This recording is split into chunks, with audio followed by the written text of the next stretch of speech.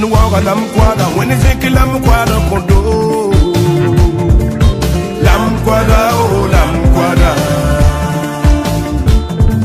When walk a lamb quadra, when it's a lamb quadra condo. Lamb quadra, oh lamb quadra. I keep never will that a cool one in Lanyande lamb quadro. Lamb quadro. I give a border that a pen and lilla bongo lamb quadro. Abudubu yagana bagana tagana kwa kinkiriga lamkwaro anam nina ma kwa kinazalie eligin na sena lambi abangana bangana da tukulu dewo enengena nina kwa kinazalie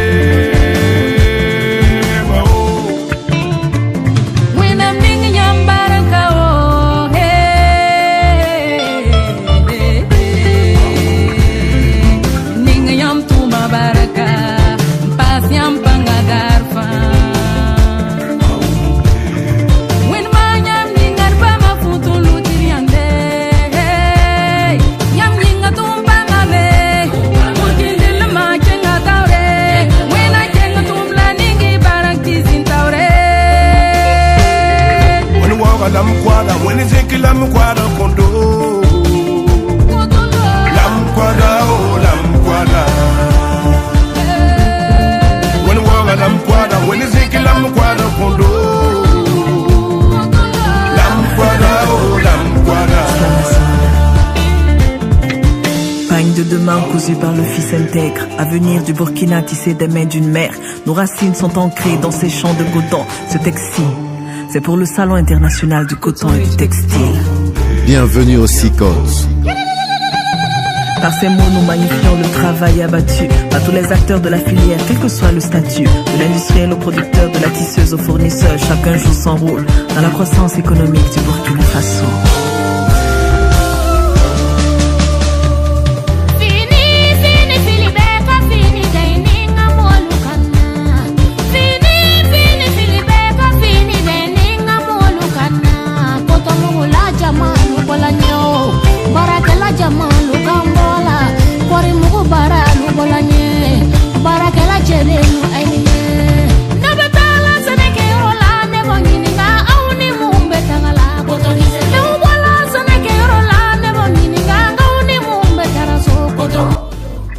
Salut la chaîne DFTV. Moi, c'est Mademoiselle Baro Salimata, la responsable de la boutique François 1er Poudou. Mesdames et messieurs, amis téléspectateurs, chers fidèles, adorables abonnés de la chaîne DFTV, bonjour, bonsoir. Nous sommes présentement à Poudou dans l'émission, une nouvelle émission dénommée À la rencontre d'eux. À la rencontre d'eux, nous sommes allés à la rencontre d'un homme passionné de l'art, un homme talentueux du nom de François 1er. Vous entendez parler de ce nom, mesdames et messieurs. La chaîne DFTV s'est déplacée pour une interview spéciale avec cette personne. Veuillez vous installer confortablement pour découvrir notre invité du jour, François 1er.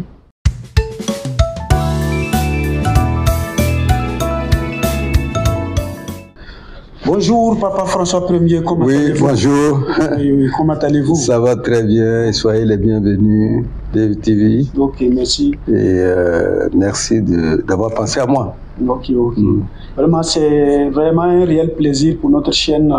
Voilà, merci de nous avoir accueillis dans vos locaux, dans votre boutique François 1er. Et vous êtes un homme passionné, voilà, de l'art. Vous êtes, ce nom, quand on dit François 1er, c'est un nom, les gens entendent ce nom, mais les gens ne connaissent pas la personne de François 1er. Et nous avons décidé de vous mettre en lumière afin que le monde entier puisse mieux découvrir Papa François 1er. Nous allons vous demander de regarder la caméra et vous présenter pour que les téléspectateurs et les abonnés puissent découvrir qui est François 1er. Bon, bonjour téléspectateurs. D'abord, François 1er, c'est un natif de Kourou. C'est un jeune de Kourou qui a fait son parcours un peu dans le monde, en Europe, partout, et qui est passionné de la mode, qui a exercé là-bas la mode, le design et tout, et qui a décidé, je vais essayer de synthétiser parce que c'est trop long, et qui a décidé de revenir ici, s'installer à Ouaga et Kourou, et qui fait des vêtements, qui a conçu une marque qu'on appelle, en fait c'est le nom de la marque qui s'appelle François 1er. Et ne confondons pas une marque et la personne lui-même. et qui fait que cette marque, le nom en train de traverser les frontières, et ça fait l'image prestigieuse du Burkina Faso, ça représente le Burkina Faso un peu dans le monde. Et j'emploie aussi des gens, bon, presque 70 personnes qui travaillent à Koudougou. J'ai une équipe à Ouagadougou aussi qui fait aussi le travail. Donc tout ça tourne autour de la marque François Ier. Mais en dehors de la marque François Ier se trouve un homme, c'est moi, qui est le concepteur de la marque François Ier, et mon nom est Sibiri Yamiego. Je suis un natif de Koudougou, d'Apoya. Donc, ne confondons pas une image, une marque et l'individu. Ces deux mots n'ont pas. Ouais. Moi, ma personne, ma personnalité, ce que je suis n'a complètement rien à voir avec ma marque. Ma marque, c'est un label, c'est un nom, c'est une image qui appartient même à tout le monde, c'est un patrimoine. Voilà. Donc, je peux du jour au lendemain ne pas être là. Mais la marque continue. L'appellation continue. D'autres personnes vont l'exploiter. Le Burkina Faso va l'exploiter. C'est ce qu'on appelle un label, une marque. Ok, merci beaucoup, Papa François Ier. Oui. Et que Dieu garde notre temps ensemble afin que vous puissiez vraiment toujours nous faire rêver vraiment. Avant de venir ici à la boutique, nous avons fait un tour dans votre grande usine au quartier Burkina, oui. Voilà, l'usine de transformation. Et bon, vous pouvez nous dire exactement, parce que nous avons filmé, nous avons vu que les gens qui travaillent, qui tissent, bon, vous pouvez nous expliquer pour qu'on puisse savoir ce que vous faites en général de la société de François Ier.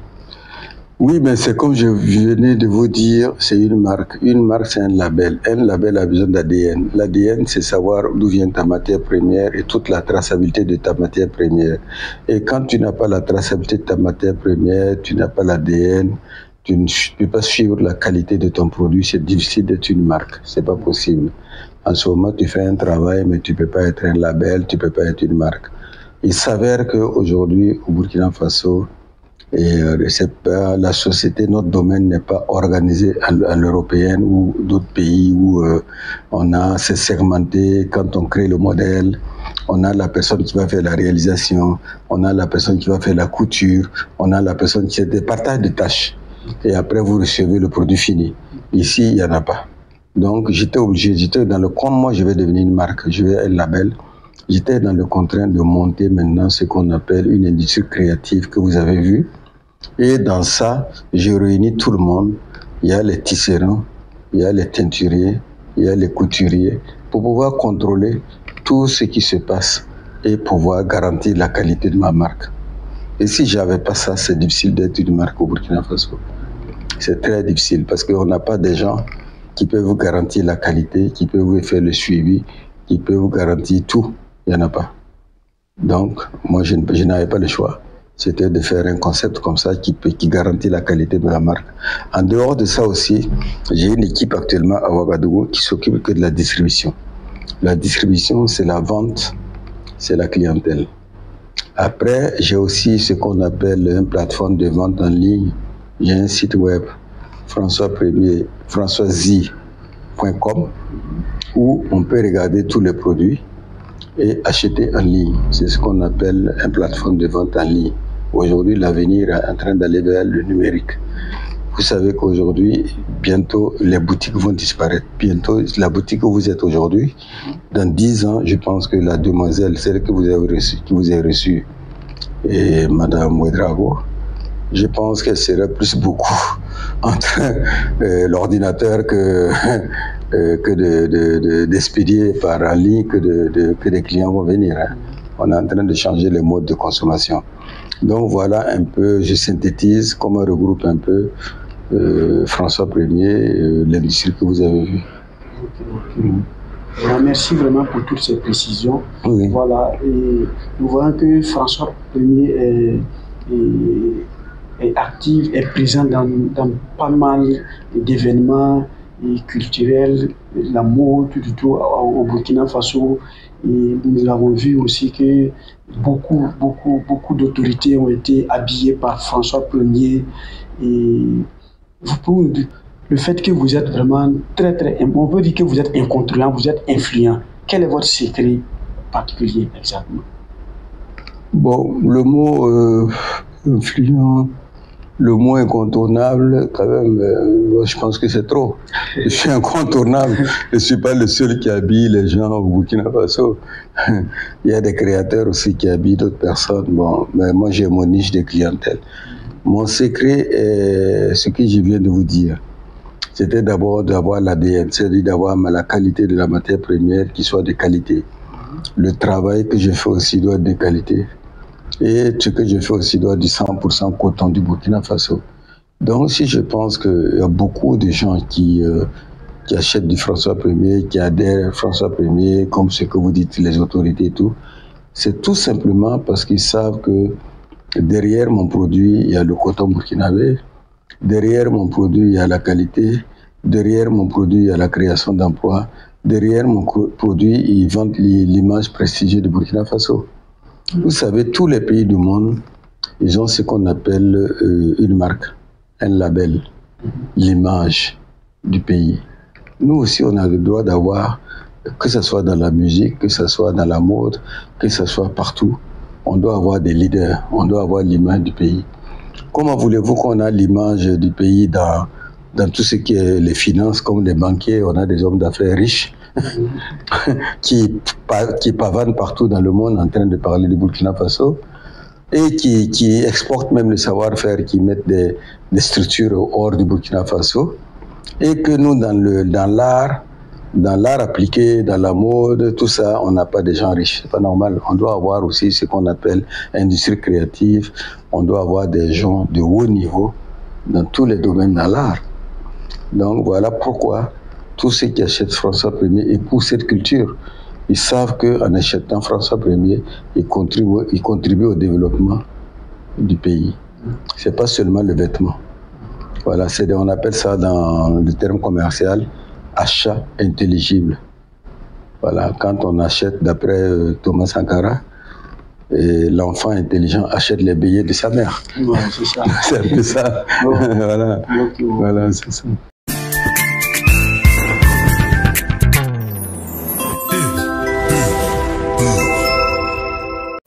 Rien comme ma poche, pour moi elle vaut de l'or. De ma ville, je suis l'or, mais je ne peux pas payer sa dot. Je connais rien comme ma poche, pour moi elle vaut de l'or. De ma ville, je suis l'or, mais je ne peux pas payer sa dot. Ça embête, au final tout le monde s'entête. À Ouaga on sait qui a fait quoi et qui est dans quoi.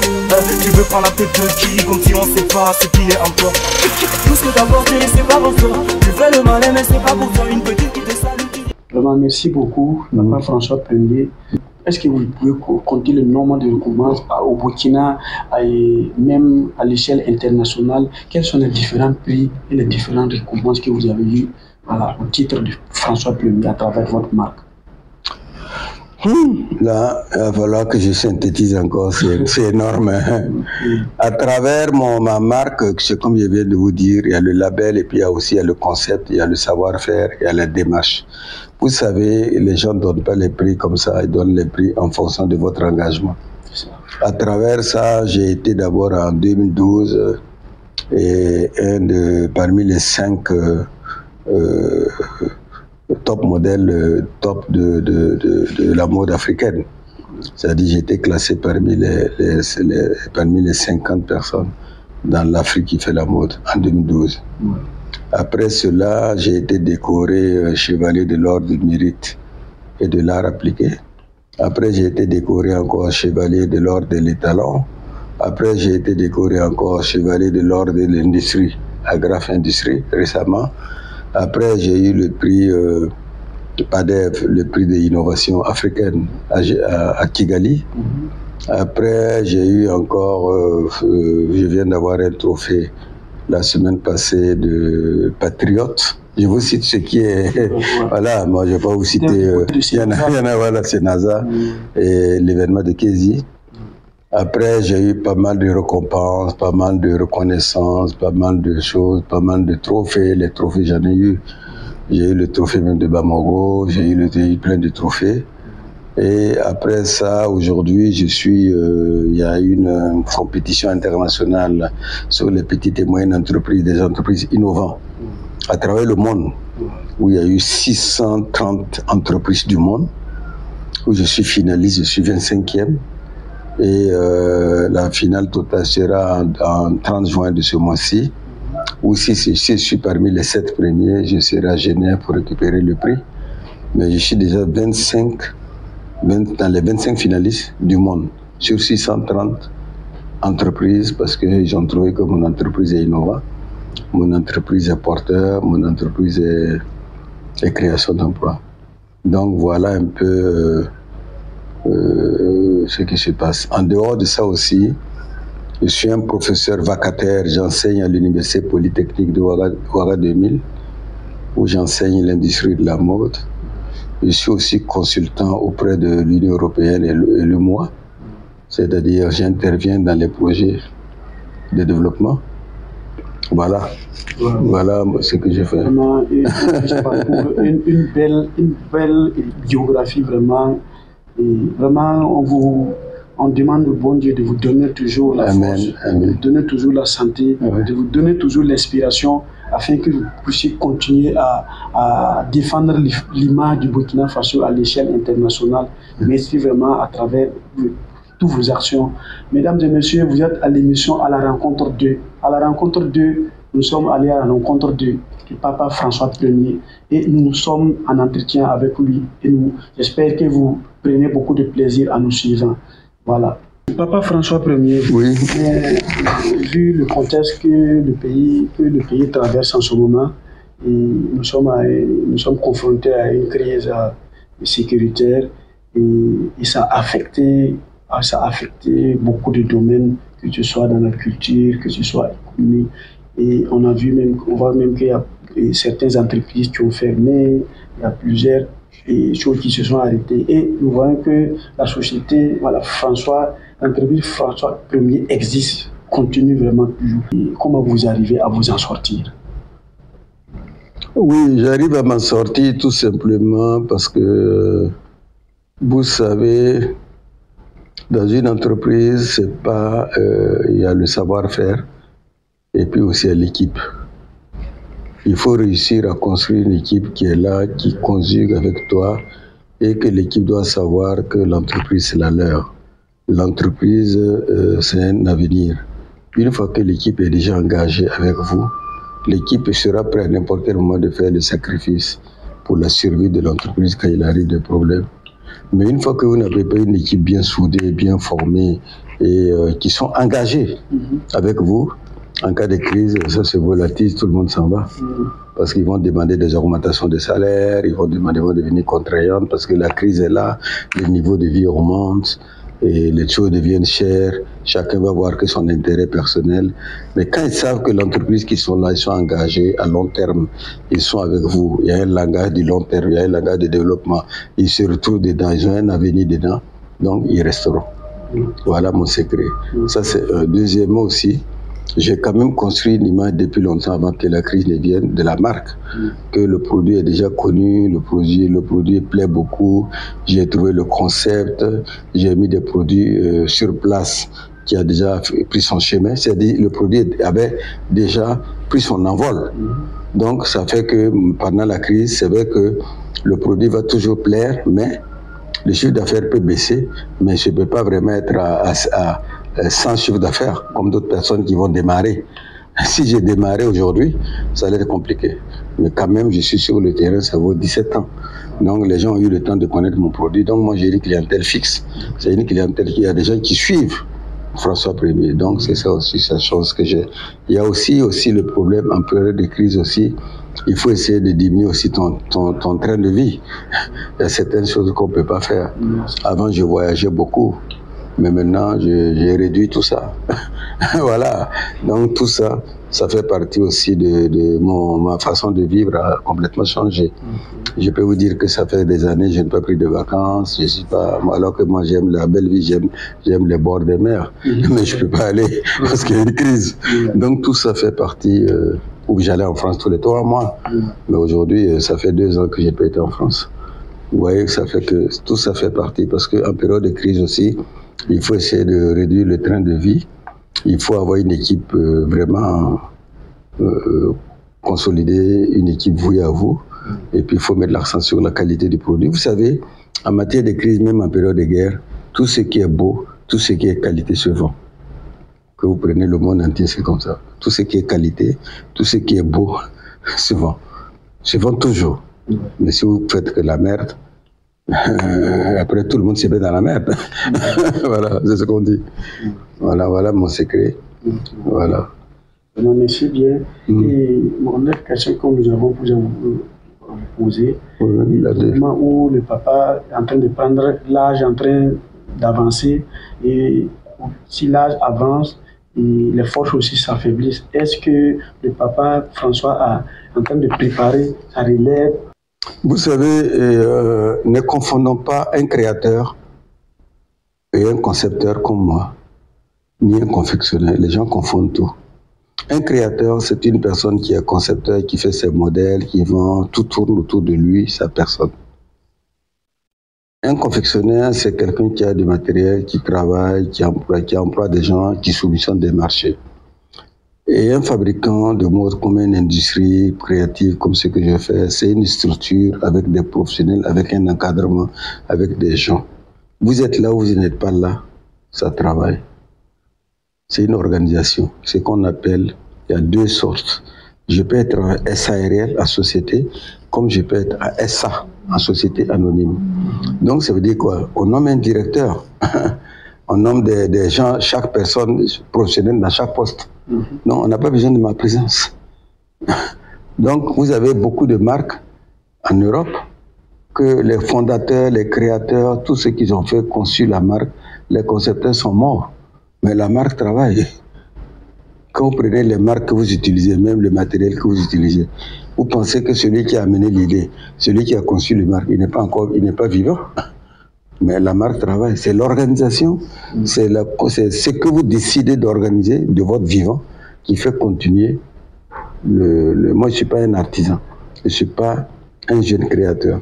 Je suis l'industrie, je suis société anonyme, bientôt je passe en société anonyme, je suis une SARL.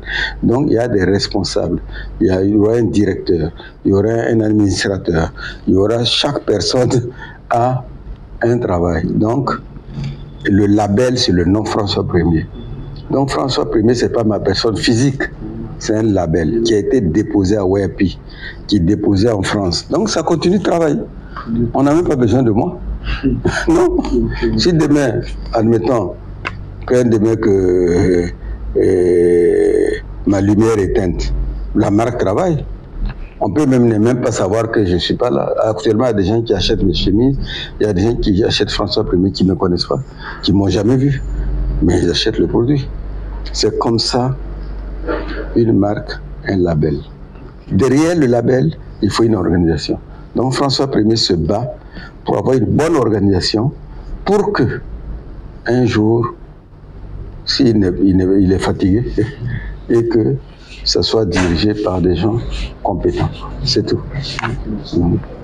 Ok, on voit que le papa François Ier se bat vraiment, comme vous l'avez dit, vous battez.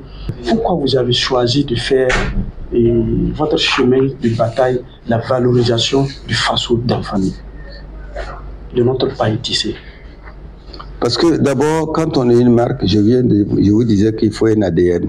La marque doit avoir une matière première où il y a toujours du suivi.